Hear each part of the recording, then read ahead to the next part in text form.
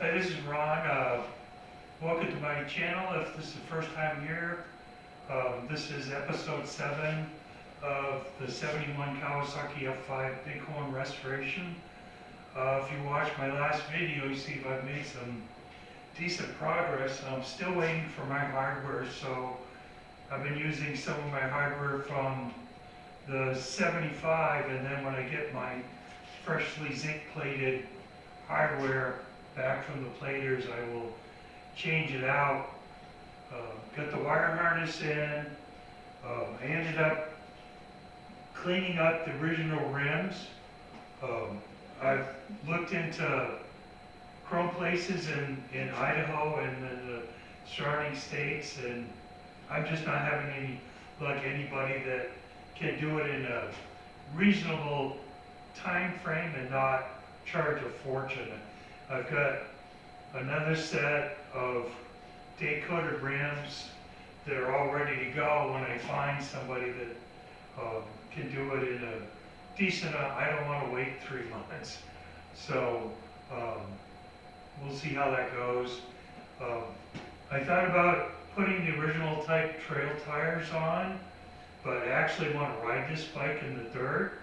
And if you rode these bikes back then, when that's what all these bikes had, they're terrible in the dirt other than a real easy dirt road. So I put Dunlop 606s on front or rear, and I've used them on. I had a DRZ 400 and a Honda XR 650R. I had them on both bikes, and I'm really happy with those tires, and they are DOT approved. So that's what I got on there. I'll grab the camera and show you some close-up. They look decent.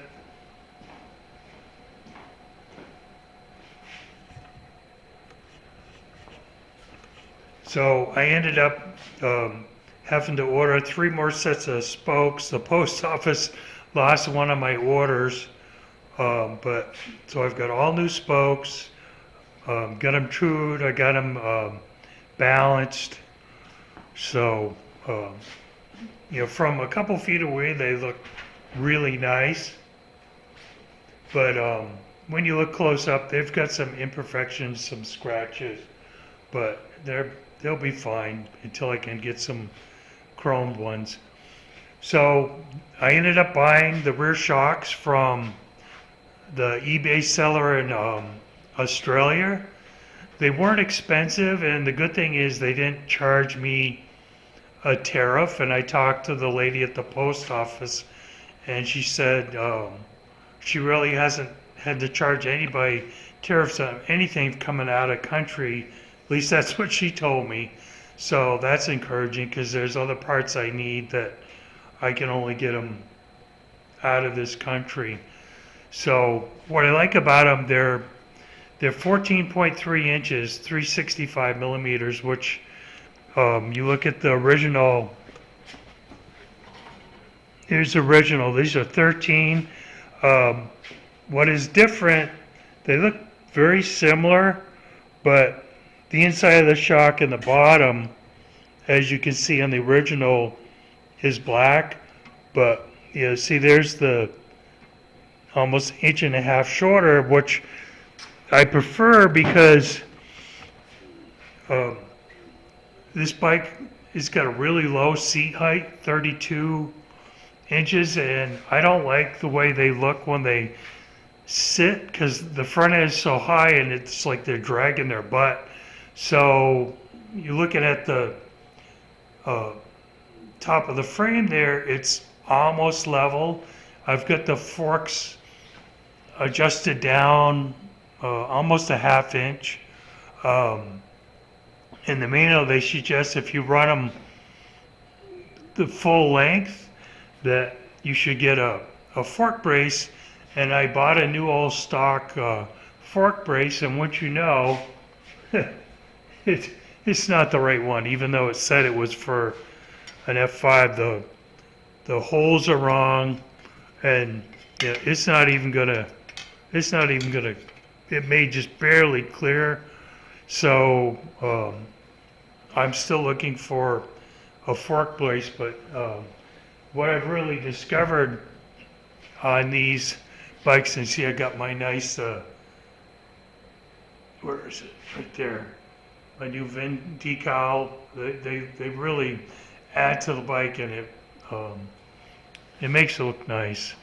I'm just about ready to order my, I'll put the camera back, my tank decal set and seat cover from Diablo Cycle, which they used to be reproduction decals in Canada, and I've been buying stuff from them for, at least 15 years for the triples, and really good service.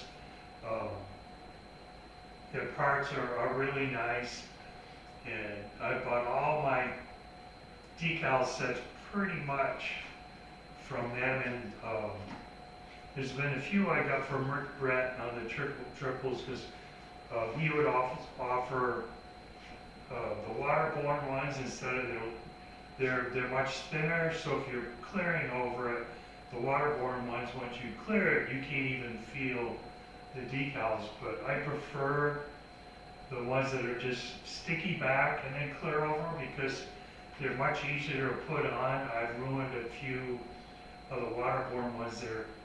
They're kind of like if you used to do the little plastic models when you were a kid, and you would release them in water. It doesn't take much to tear them. So before I had the wheels on, I had the frame on my dirt bike stand, and I set the motor in temporarily once I had all the electric in it, in the frame, because I wanted to test and make sure my new CDI box worked. And I'm using the stator from the 70, because the one in the, I'm not sure where it was, from this bike, the stator cover had a broken piece on the inside. You couldn't really see, but it allowed all the debris from the train chain to go in there, and it worked, but it just looked terrible. So the one I used, I wasn't sure if it worked. It measured all right when I measured the resistance on the 3 leads going to the CDI box. So I set it in, put a couple bolts in, put the Kickstarter in, and turned the key on, and instantly got really good spark. So that's really encouraging. So I'm going to put the motor back in. Just going to set a couple of crappy engine bolts that I have until I get my good ones back, and get everything connected.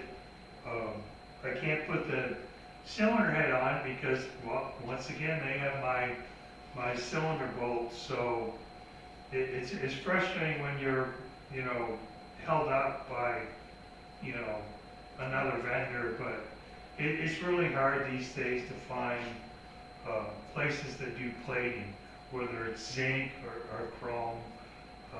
That's why for a while I was doing doing the zinc myself. It's not hard, but it's very time consuming, and I prefer just have somebody else do that so I can do the stuff I enjoy. It's like, I like it when everything's ready to go and you just put everything together. And on this bike, it's not happening like that. It's so much harder than restoring a bike like a Kawasaki Triple, because they're so popular. You can buy just about any part for the bike. A lot of stuff is reproduction. Some of it is crap. Some of it is really high quality. And then you can get used stuff too, mostly on eBay. But the prices of that stuff is just crazy as the value of those bikes went up. When I started restoring them, you could buy a nice one for 8 to 10 grand all day long. And now I see some that are $7,000 or $8,000 that look like they went down with a Titanic. They have so much rust on them, and I know how much it costs to restore one. I restored a completely original 72, I think about 5 years ago.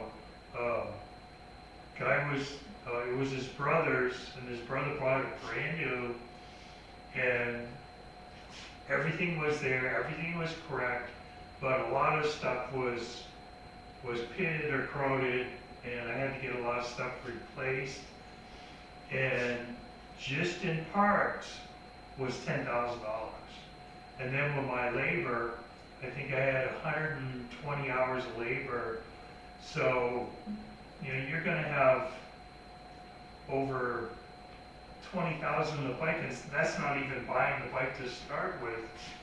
And the market is getting softer on those bikes. I've seen some nice ones in the low 20s, but like I said, when I started getting into them in 2007, 2009, a real nice one you could buy for 10 to 12 grand, and it's just, I feel kind of priced out. I'd like us to have a 73 purple H2 750, but when you're retired and on a fixed income, spending 25 grand on an old motorcycle that is going to sit 99% of the time in your garage so that you can just look at it, just that doesn't make sense. So what I'm going to do is I'm looking for a good dual sport to do the Idaho BDR, and I want to do the Oregon, and I guess they've got a Montana one and a Wyoming one,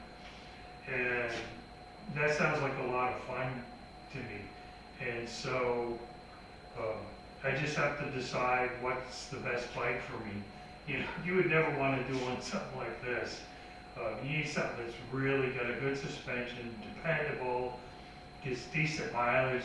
These bikes are supposed to get like 38, 39 miles to a gallon, which is not bad at all, but they're not very comfortable. I would not even want to attempt it on something like this. So probably my number one choice would be a Kawasaki KLX 450R.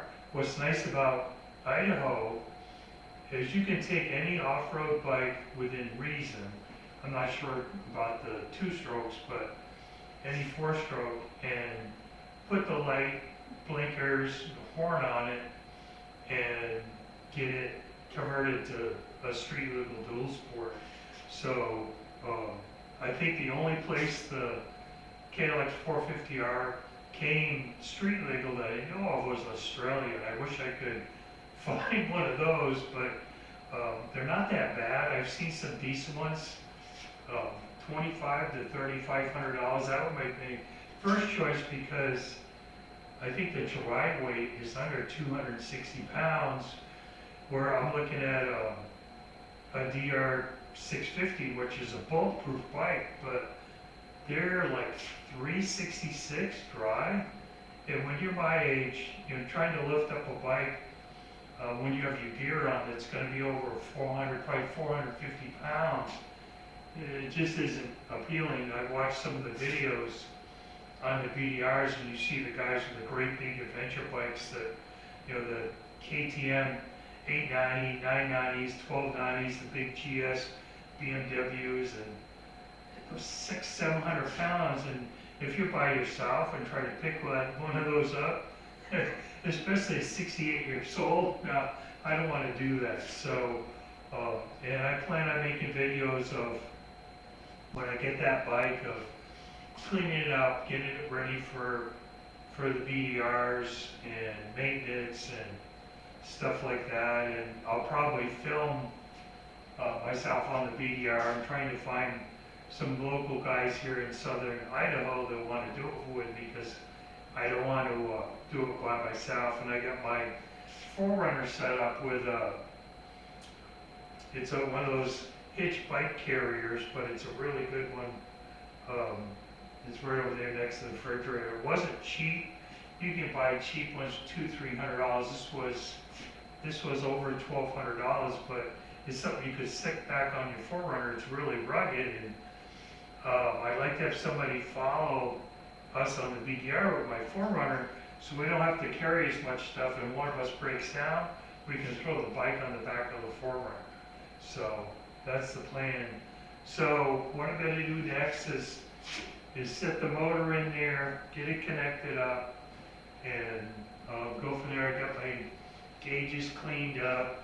I was going to use the original handlebars, but set them on the clamps and they're really bad. So I'm looking for another set. These are just going to be temporary. They're a little bit too low, even though I like the style. Got the forks rebuilt. I polished them up, so they look nice. So it's coming along. It's going to be a nice looking bike. I've also got to grab my tank here. I got to make a new bracket because mine is gone. There's supposed to be a bracket here with a hole in it that catches a bracket here. So I got to make that. Then I'll strip the tank, strip the oil tank. I repaired my front fenders, I said in the last video, and I'm going to have a local body shop mix me up some paint. It should be super easy because it's not metallic. It's just a simple lime green, and then I'll get the, and leave comments if you want to show in depth how I do the body work and painting, because I was a body man for 50 years, so I'm pretty good at that end of it. I cleaned the tank with muric acid and then distilled vinegar. The tank was in pretty clean, but I got it so it's nice and clean now. So I think that's good for now, and I'll let you know when I'm going to upload another video. Thanks for watching.